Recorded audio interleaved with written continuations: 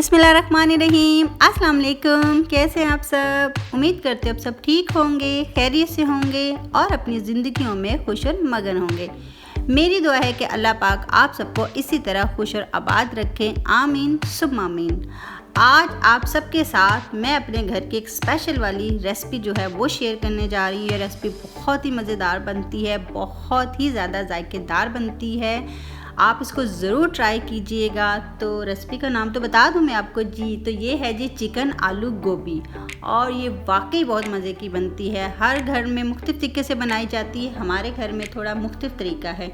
तो वो तरीका क्या है, ज़्यादा इंतज़ार नहीं करवाते हैं, तो रेसिपी की तरफ चलते हैं और इसे शुरू करते हैं। तो सबसे पहले जो है हमने कढ़ाई में हाफ़ कप जो है ऑयल लेना है। ऑयल को जो है अच्छे से हमने गरम कर लेना है। जब हमारा ऑयल अच्छे से गरम हो जाएगा तो इसमें हमने एक छोटे साइज़ की प्याज जो है उसको चॉप करके शामिल कर देना है।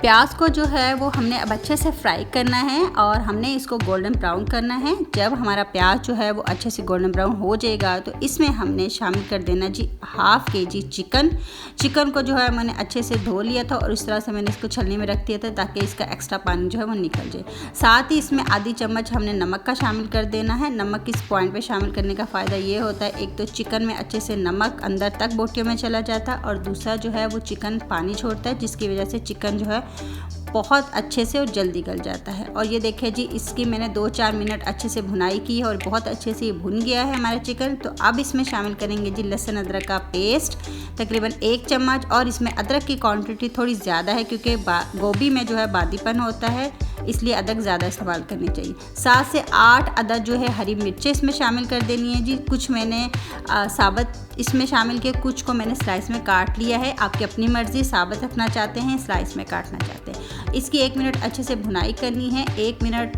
जब ये अच्छे से भुन जाएंगे तो हमने इसमें शामिल कर देनी है जी अपनी हल्दी पाउडर, और ये तकरीबन हाफ़ टी स्पून है। इसको शामिल करने के बाद इसकी 1 मिनट जो है वो अच्छे से भुनाई करनी है ताकि हल्दी का जो एक कच्चापन है वो इसका ख़त्म हो जाए। तो जब ये अच्छे से 1 मिनट भून जाए तो इसके बाद जो है हमने इसमें शामिल कर देने हैं जी अपने जो है आलू जो है मैंने 2 मीडियम साइज़ के लिए हैं और उनको मैंने इस तरह दरमियाने साइज़ के क्यूब्स में काट लिया है। आलू को बहुत मोटा नहीं काटना वरना ये गलने में प्रॉब्लम करेंगे, तो छोटे अपने काटने हैं ताकि आसानी से गल जाएं। इसके बाद जो है हमने इसमें तकरीबन 1 किलो अपनी गोभी शामिल कर देनी है। इसको मैंने इस तरह से बारीक काट लिया है, इसको हमने शामिल कर देना। और अब जो है इसकी अच्छे से हमने जो है ना 4-5 मिनट जो है वो भुनाई करनी है ताकि हमारी गोभी जो है वो अच्छे से थोड़ी जो है वो भून जाए। आपने इसमें पानी जो है बिल्कुल शामिल नहीं करना है, गोभी जो है वो स्टीम में ही पकेगी और तभी इसका जायका जो है वो आएगा। जब हम इसमें पानी शामिल कर देते हैं तो इसका जायका जो है वो चेंज हो जाता है। अब बारी आती है मसालों की, तो 1 चम्मच भर के मैंने लाल मिर्च शामिल की है। आप अपनी मर्ज़ी के मुताबिक कम और ज़्यादा भी रख सकते हैं। 1 चम्मच सूखे धनिया का पाउडर शामिल करना है और बस सिर्फ यही मसाले, और कोई मसाला इसमें शामिल नहीं करना है। बहुत सिंपल है और सारे घर पे ये मसाले अवेलेबल होते हैं। अब इन सबको अच्छे से मिक्स कर लेना है और इसकी भुनाई करनी है 4-5 मिनट। अगर आप प्रेशर में पका रहे हैं तो अच्छे से भुनने के बाद प्रेशर को बंद करके बिल्कुल आपने लो फ्लेम पे इसको रख देना है 15 से 20 मिनट, और स्टीम में ही आपने इस गोभी को पकाना है। मैं प्रेशर में नहीं पका रही हूँ तो मैंने अब इसको कवर कर देना और इसको तकरीबन 10 से 15 मिनट जो है वो हल्की आंच पे रख देना है। तो हमारी जो है ये स्टीम में ही गोभी पकेगी। और देखिए 10-15 मिनट के बाद हमारी गोभी जो है बहुत अच्छे से पक गई है और आप देख सकते हैं पानी बिल्कुल भी नहीं है क्योंकि हमने पानी इसमें इस्तेमाल नहीं किया है।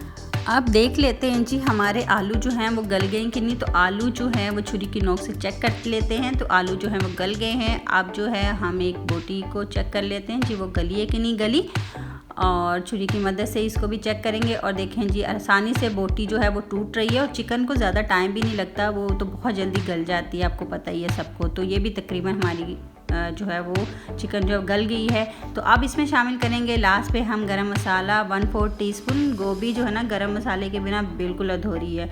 पिसा हुआ गरम मसाला जो है गोभी में लाजमी आपने इस्तेमाल करना है, बहुत ही ज़बरदस्त लगता है। तो मज़ेदार से हमारी जो है वो चिकन आलू गोभी जो है वो तैयार है। तो अब हम इसको डिश आउट कर लेते हैं। آپ جب اسے بنائیں گی نا تو واقعی آپ کہیں گی کہ کوئی مزیدار سی چیز جو ہے نا وہ بنی ہے، کیونکہ یہ بہت ہی مزیدار، بہت ہی ذائقے دار جو ہے نا چکن آلو گوبھی بن کے تیار ہوتی ہے۔ اس کو ضرور ٹرائی کیجئے گا، آپ جس کے سامنے بھی رکھیں گے جو کھائے گا وہ آپ کی صرف تعریف ہی کرے گا۔ اب جو ہے اس کو ہم گارنش کر لیں گے جی سبز مرچوں کے ساتھ، ادرک کے ساتھ اور سبز دھنیا کے ساتھ۔ دھنیا میرے پاس اویلیبل نہیں ہے اس لیے میں استعمال نہیں کری، لیکن آپ دھنیا جو ہے وہ لازمی استعمال کیجیے گا۔